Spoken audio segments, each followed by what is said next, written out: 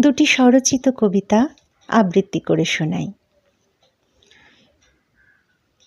প্রথম কবিতার নাম আকাশ প্রদীপ।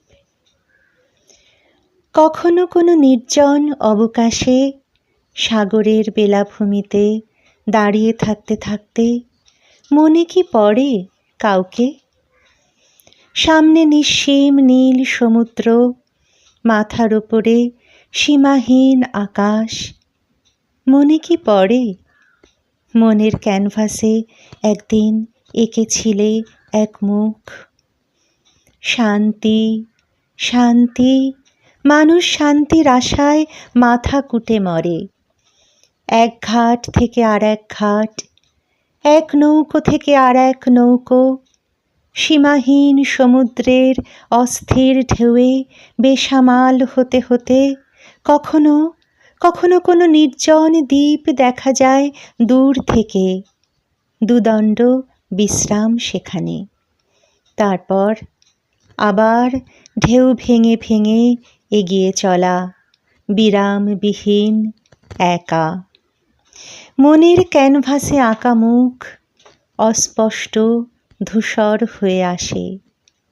ওই ধূসরতা ঘিরেই জ্বলতে থাকে অম্লান আকাশ প্রদীপ। আমার দ্বিতীয় কবিতার নাম বলা হয়ে ওঠে না।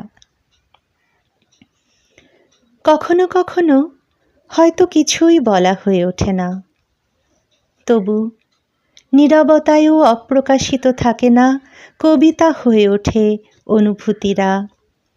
চোখের ভাষায় সেই সব অনুভূতিরা নিজেদের মেলে রাখে গভীর মমতায়।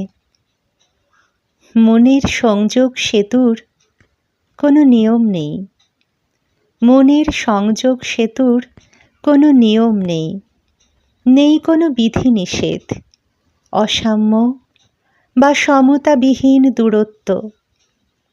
একে অপরের জন্য করে চলে প্রার্থনা, ভালো থাকার, ভালোবাসার। এই সুবিস্তৃত পৃথিবীর চারপাশে ইথার তরঙ্গে ভাসমান, তারা ছড়িয়ে পড়ে প্রতিটি মহাজাগতিক কণায়। অথচ বাস্তবে কিছুই বলা হয়ে ওঠে না, অথচ বাস্তবে কিছুই বলা হয়ে ওঠে না। নমস্কার।